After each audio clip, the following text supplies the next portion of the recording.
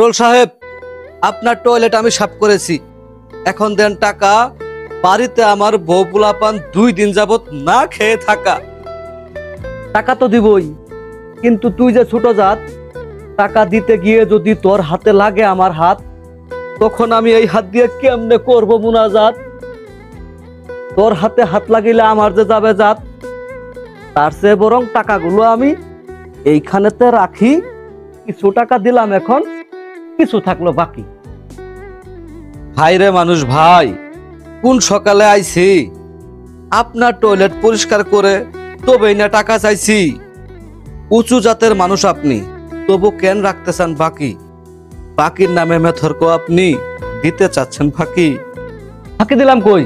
তুই লিখে রাখিস খাতা, 10 গায়ের মুরল আমি, তুই আমাকে বলিস যাতা। ভুল হয়েছে মুরল সাহেব, ক্ষমা চেয়ে নিলাম। আমার কাজের এই টাকাটাও আপনাকেই দিলাম। চাল ডাল কিনে খায়েন, এই টাকা দিয়ে হিসাবটাও ঠিক মতো দিয়েন। পরপারে গিয়ে আমার হাতে হাত লাগিলে আপনার জাত চলে যায়। আপনাকে এখন কি নামে ডাকবো আমি, যে মেথরের টাকাও মেরে খায়? জাত গেল, জাত গেল বলে একই আজব কারখানা।